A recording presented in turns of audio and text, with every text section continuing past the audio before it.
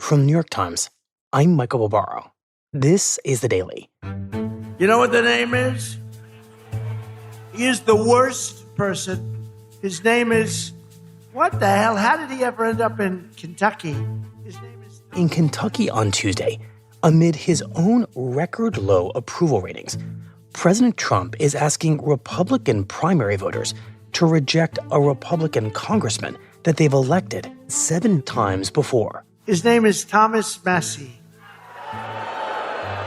Representative Thomas Massie. Massie's a complete and total disaster as a congressman and, frankly, as a human being.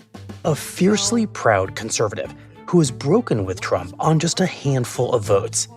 We got to get rid of this loser. This guy is bad. He's disloyal to the Republican Party. He's disloyal to the people of Kentucky. And most importantly, he is disloyal to the United States of America. And he's got to be voted out of office as soon as possible. Instead, Trump wants Kentucky Republicans to elect his hand-picked challenger, Ed Galrine, in what has become the most expensive House primary in American history. On the other hand, Ed Galrine has my complete and total endorsement. He's a true American hero, and he's a great patriot. Today, Times political correspondent Robert Draper and Daily producer Caitlin O'Keefe traveled to Kentucky to find out whether a popular congressman can still dissent from an increasingly unpopular president. It's Tuesday, May 19th.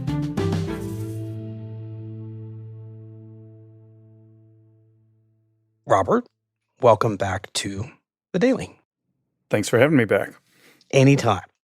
We have established quite clearly on the show that President Trump has decided to use these midterm primary elections to try to take out his rivals within the Republican Party and impose as much discipline on the party as humanly possible.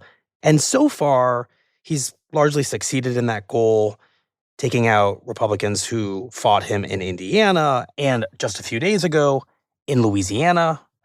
And there's one last revenge race that remains, and in your capacity as a chronicler of the Republican Party and the fights within it, you decided that that race was the most important, or at least the most interesting, which is why I'm talking to you from the place where that race is about to occur, Kentucky. Why did you decide that that primary was so important? Largely because Thomas Massie, the 7-term incumbent of Kentucky's 4th congressional district, has been more defiant pretty much than all the other Republicans put together. Repeatedly, Massie has defied Trump's wishes and has seemed cheerfully uncaring about what Trump wants him to do. Right. There's nothing nuanced or hedging about his brand of, I'm doing my own thing here. Not in the least, no. And as a result of this, Trump has endorsed an opponent against him and is encouraging big Republican donors to back that opponent. And tell us more about that opponent. Sure. The man that Trump has handpicked to oppose Thomas Massie is Ed Galrine, a dairy farmer, Navy SEAL, and Trump stalwart who has pledged to stand alongside Trump and help get his agenda passed. This is a familiar landscape for Massie. Right. He's been through this before. In 2018, Trump wanted Massie taken down, and it didn't bear any fruit. But this time, things are a great deal closer, where Massie has comfortably won his primaries, sometimes with 81% of the vote. This time around, the polls suggest that the two candidates are dead even. And what's so interesting to me about this primary is that if ever there was a moment where somebody might defy political gravity and survive this routine onslaught from Trump when he thinks you've dissented too much, it might be Massie in this moment because of the economy we're in, with the inflation we have and the unpopularity of the war that the president started. Perhaps if ever there was a moment for someone to stand up to Trump and actually survive the repercussions, it might be this moment. If, in fact, Gowrine does win, then this will suggest, among other things, that Trump's stranglehold over the Republican Party remains pretty much absolute. If, on the other hand, Massie prevails, lives to fight another day, then it may well suggest that at a time when Trump has exerted so much in an effort to take down a candidate, but has failed to do so, that perhaps Trump's grip is not what it once was and may in turn embolden not just Massie, but others like him to challenge a president whose unfavorables are on the rise. Well, Robert, remind us how Representative Massie came to be so defiant when it comes to Trump and why the president finds him to be so intolerable. I think that it's in keeping with the brand that Massie has held up from the outset of his political career as this individualist, a confirmed eccentric, a kind of fiscal absolutist, a person who is for individual rights, that he would hold the line on things like no foreign aid, and that includes no carve-out exemption for Israel. Which almost all the rest of Republicans would find a carve-out for. Yeah, that's exactly right. And so Massie has been viewed really as a sort of darling within certain elements of the Republican Party for being a purist, for basically saying, when I say no increase in spending, I mean no increase in spending for anybody, including our military, including our allies in the Middle East, such as Israel. He's opposed Trump's intervention in both Venezuela and Iran, saying they betray the idea of America first. And so he's gotten by on that for some time. And he doesn't mind being a lone wolf, tends to sit by himself in the House chamber, is sort of this off-the-grid cattle farmer who drinks raw milk. And so there is a kind of Paul Bunyan aspect to him. Right. And of all the ways that Massie, the maverick, the raw milk drinker, decided to go against the president, I think it's safe to say that the one he's going to be best known for, and the one that is probably the most personally upsetting to President Trump, is the way he decided to fight the president on Jeffrey Epstein. That's right. And this has been, I think, particularly vexing for Trump because he was never wholeheartedly for the release of the Epstein files, but his electoral base certainly was. Right. And Massie took those desires literally and became the champion of releasing the files. And at a time when Speaker Mike Johnson was being very, very deferential to Trump, if Trump doesn't want them released, that's fine. We'll recess the Congress rather than allow for a vote on the subject. Massie remained insistent, began to work with a coalition that included the Democrat Ro Khanna, as well as a handful of other Republicans that all happened to be women, and convened hearings, held press conferences with some of the women who were survivors of Epstein, and really became the public face of it. Massie's determination was so great that Trump ultimately had to read the tea leaves and throw his own reluctant support behind the legislation, the Epstein Files Transparency Act, that in turn forced the Department of Justice to release those files. That was Massie and Ro Khanna's legislation. Trump was against it, then he was for it. But that Trump essentially had to declare defeat was a moment that he clearly did not forget nor forgive Massie for. So you go to Kentucky to try to figure out what that version of being a maverick within Donald Trump's Republican Party looks like to Republican primary voters who are being told by the president to turn out Congressman Massie. That's right. And I did so because it's really difficult to obtain ground truth in any congressional primary from behind one's desk in Washington, D.C. But particularly, it's a complicated endeavor here because this is Trump country, after all. These are people who really, really love the president. And the idea of having a maverick congressman who they also like a great deal, but who is making the president from time to time look bad, is not, generally speaking, what voters have in mind. And it's the voters who now are faced with a choice. Right. Their party leader has said, I want you to vote against Massie. I want you to vote for Ed Galrein. And now the question is, how important is that dictate from a president they so admire? So as the press is getting set up, this is a treat for all of us here in Boone County to have Press over this way, maybe. So about a week before the primary, Caitlin O'Keefe and I went to a Massie event in Boone County in the town of Burlington. This is the northern part of the district. We welcome Mr. Massie. We're thrilled to have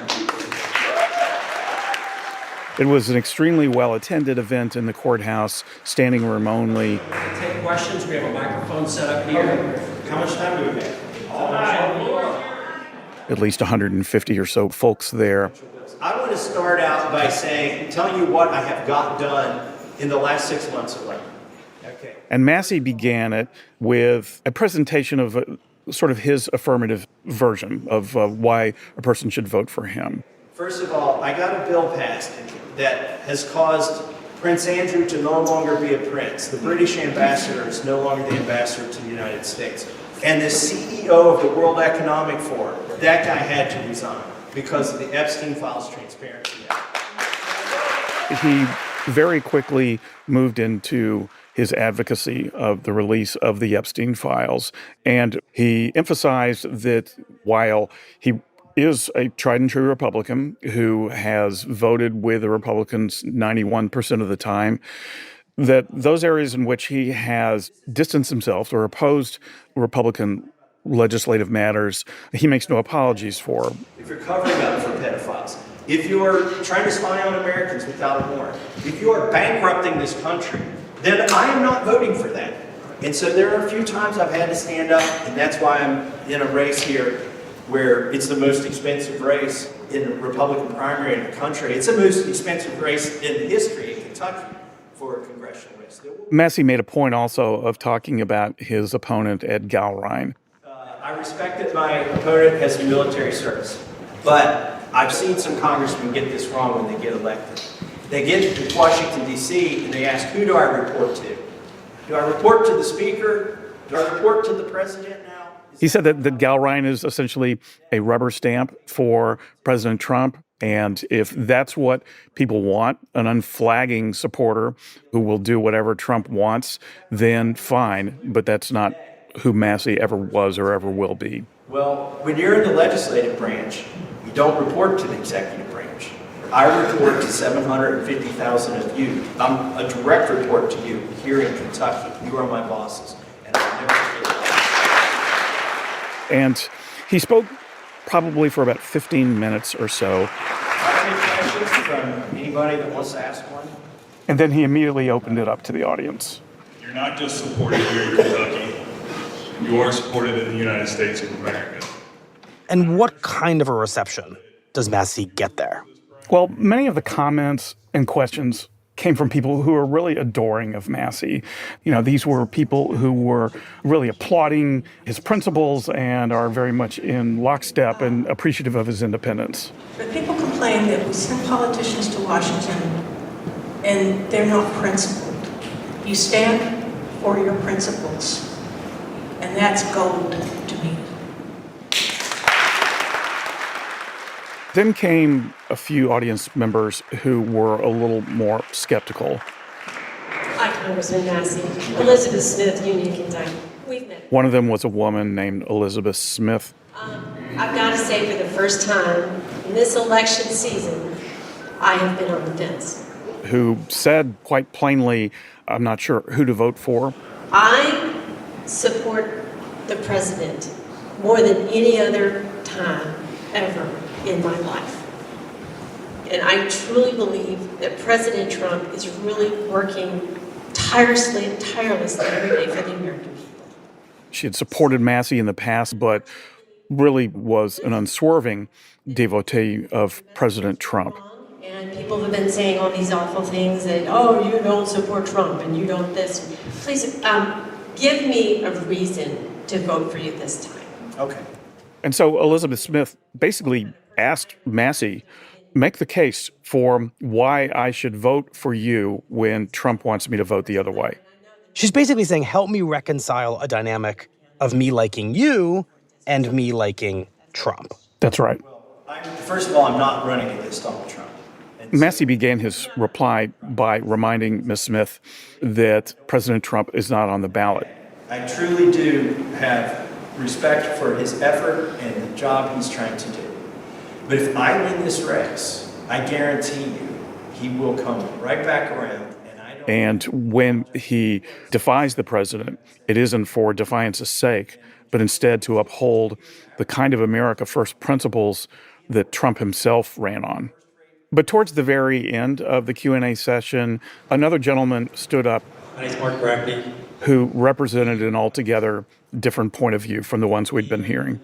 As I see it, the big picture is that of all things going on in the nation, Iran, the economy, politics, DEI, wokeness, everything, the one person in the whole United States, maybe the world, that understands everything and has input to everything is Donald Trump. He gets more information, more meetings, more everything, and knows more about all of this than probably J.D. Vance or anybody in Congress anywhere. He does.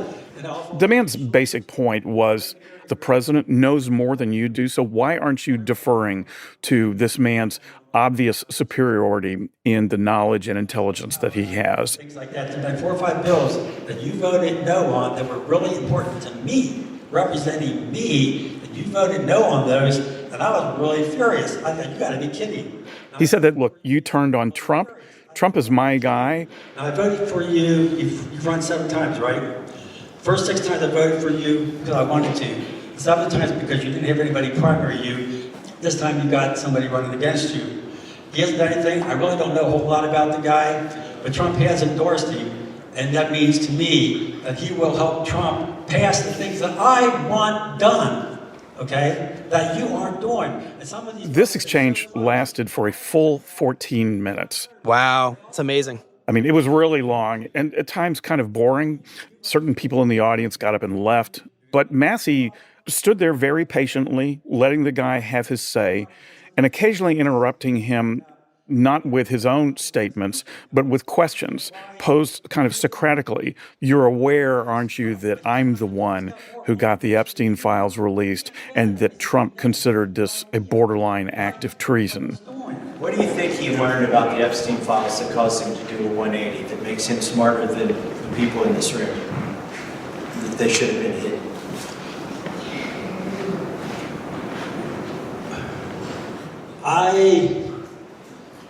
I agree with pursuing the Epstein files. I want to release too. But to me, He said it was a hostile act for me to do that. I don't know. But to me, if he knows the big picture, there might be things that you don't understand why he said that he's not even revealing to us. Mark said that he had no problem with the release of the files, but seemed to be suggesting that perhaps the president had good reason for resisting the release of them. There were over 1,000 girls that got molested, raped, drawn into sex trafficking, recruited, at 15 years old, recruited other girls to get raped so that they wouldn't get raped.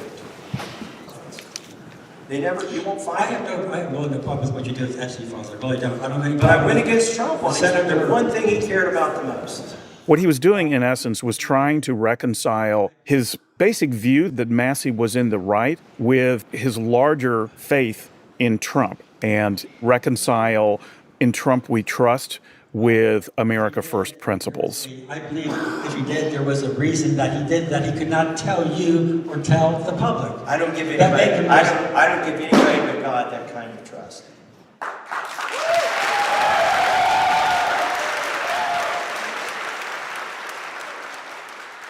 And by the end of it, I enjoyed this one with you. Thank you. Thank you. Massie shook the guy's hand and said that he enjoyed it. I wonder, Robert, what you took from this exchange and really from this entire town hall by the time it was over. Yeah, Michael, what became clear to me is that for as popular as Thomas Massie has been here in the past, and really still is with many people, the split with the president is clearly registering with voters. Now, whether that's forcing them to reconsider their feelings about President Trump or deciding they aren't going to vote for Massie, They do understand the stakes of this race, which is you are either with Trump or you are against him, and there is no room for independence. What I later learned was that the guy running against Massie, the one who's got Trump's support, he understands that. And in fact, he's bet his entire campaign on it. We'll be right back.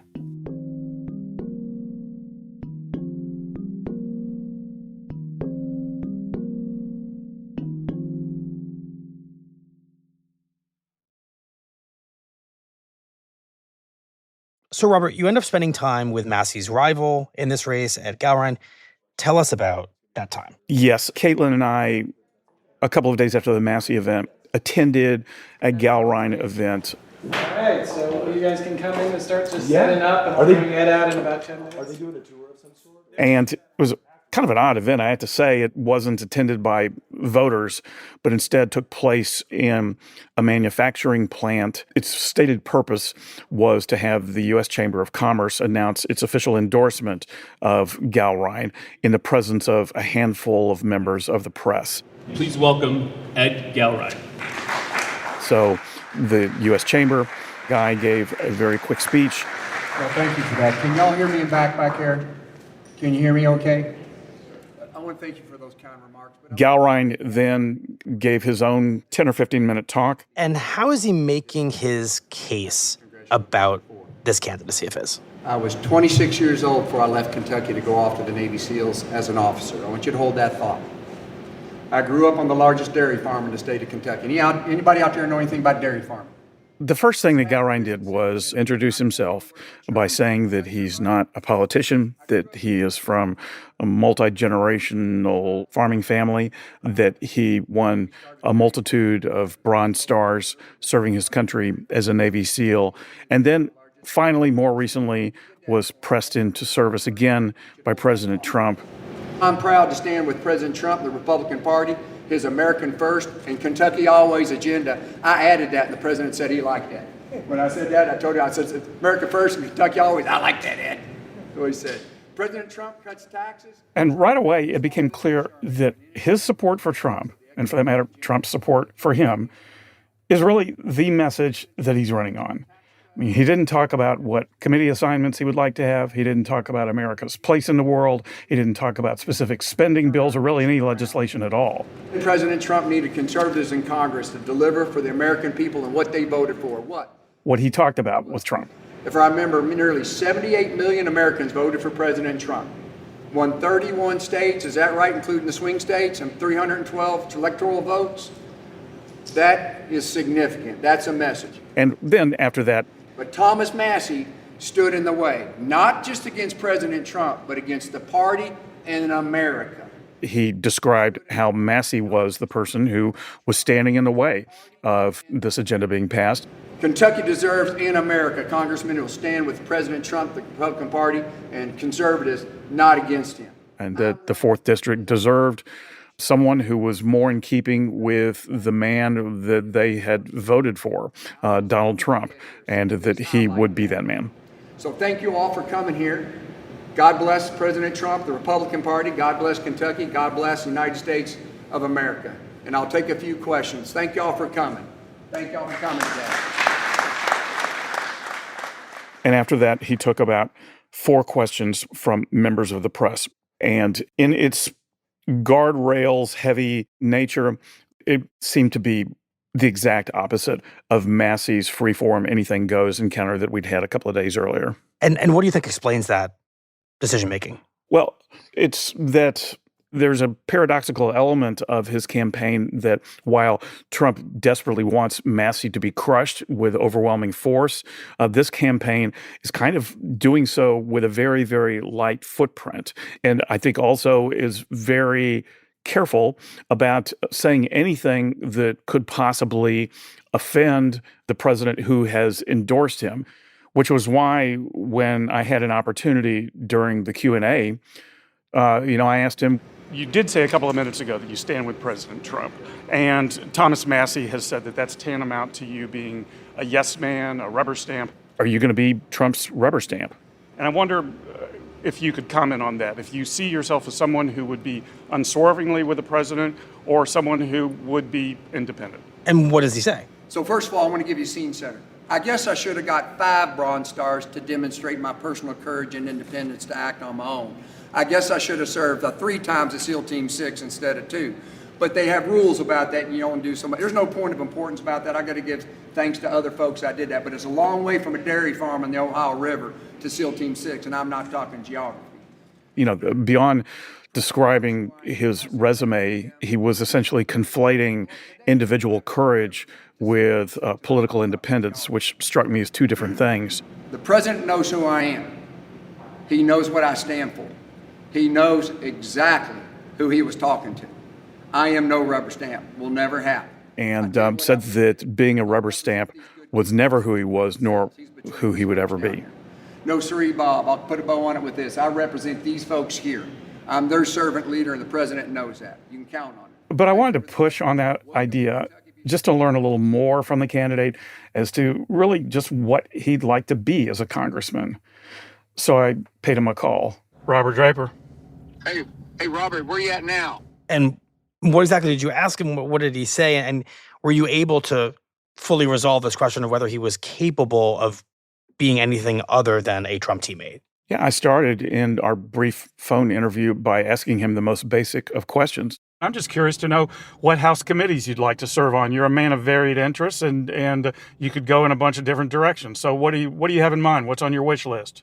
What House committees would he like to serve on? Right. I'm going to go to Speaker Johnson and the president and JD. I'm going to say, where you need me, coach. Just like when I played ball at Franklin Simpson, when I played ball at Center College, when I played ball at Murray. That is a team sport. Governing is a team sport. Now, I got my desires. I got places I think I fit, but he knows what the whole ball team looks like. Does that make sense? Sure. And the answer that he gave me was whatever the coach says. Speaker Johnson and President Trump would be the ones to make that decision for him, and that he would happily abide by it.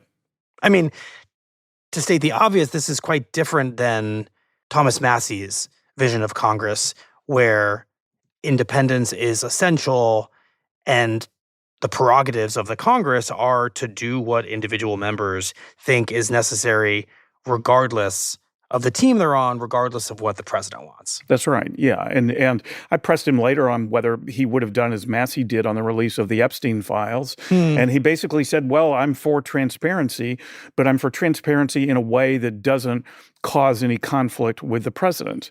And, I asked him, would you be in favor of the overthrowing the Cuban regime, for example? And he said, I'm in favor of liberating the Cubans, but in whatever way the president wants to achieve that, I'm fine. So in our brief conversation, at no point was there any suggestion that he would assert himself as an individual. Instead, he would be an enabler of whatever the Trump administration had in mind. And look, to be fair, this is the calculation he's making, that if he's going to have a shot in this race, he's got to present himself as an alternative to Massie. And right now, Massie's biggest vulnerability is that he's lost the support of the president in a state where the president is very popular. So Galrain is running as the alternative to that.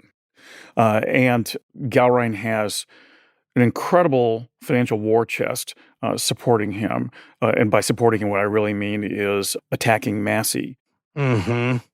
You had said earlier that this race remains quite close. And so it's tempting to ponder all the implications of Massie surviving this, all the implications of Massie losing this race.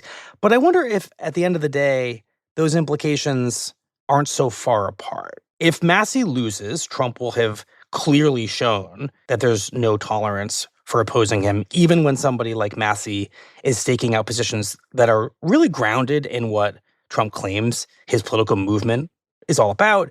But even if Massie wins, the message to everyone else in the Republican Party is, do you really want to go through what I just went through in the name of independence from Trump? And the answer is probably no. So either way, I might argue, Trump achieves his goal of imposing a very high degree of ideological conformity, right? That's right. It's definitely the case. But it also comes with a certain risk, right? I mean, because we've just come out with this poll the New York Times has showing how on the generic ballot, Democrats are up by 10 or something. So to basically, wed yourself to Trump is really to be rolling the dice that this fidelity to the president is not going to prove damaging to the entire party. Mm-hmm. And so, it's, Trump has basically sent this message, which I believe, win or lose by Massie, is still going to be present.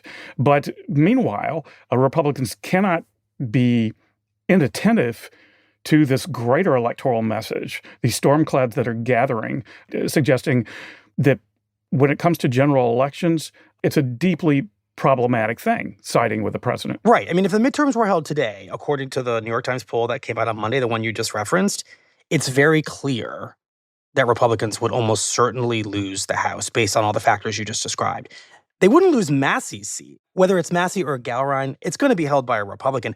But nationally, these polls suggest swing districts are going to swing Democratic. And what Trump is saying to every Republican in this very expensive Massie race is, do not dare trying to break with me, even if I am steering this car off the midterm cliff. Well, if Trump understands nothing else, he understands leverage. And he has always shown a willingness to use that leverage. And that leverage includes no small element of fear. It does send a formidable message that you don't want to tangle with this guy.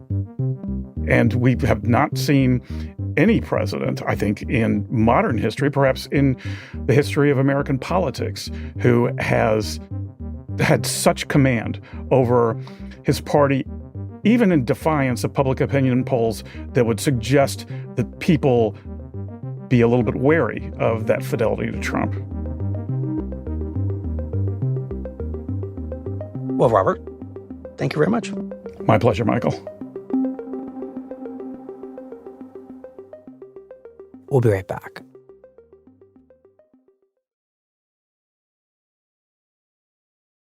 Here's what else you need to know today. On Monday, a jury rejected Elon Musk's lawsuit claiming that OpenAI, the artificial intelligence company he co-founded, had violated its original mission by putting commercial interests over the good of humanity. Jurors did not rule on the merits of Musk's argument. Instead, they found that Musk brought his lawsuit against OpenAI and its chief executive, Sam Altman, after the statute of limitations had expired. And the Trump administration has created an unusual $1.8 billion fund overseen by the president's allies to compensate those who claim they were politically targeted by the Justice Department under President Biden. Democratic officials called it a taxpayer-financed slush fund that would enrich Trump's supporters, and they predicted it would make payouts to, among others, those convicted of participating in the January 6th riots at the U.S. Capitol. Today's episode was produced by Caitlin O'Keefe, Anna Foley, and Olivia Nat, with help from Chris Benderev. It was edited by Devin Taylor and Rachel Quester, and contains music by Pat McCusker, Marion Lozano, and Dan Powell. Our theme music is by Wonderly. This episode was engineered by Chris Wood.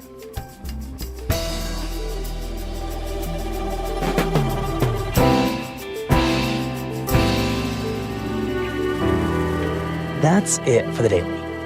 I'm Michael Barbaro. See you tomorrow.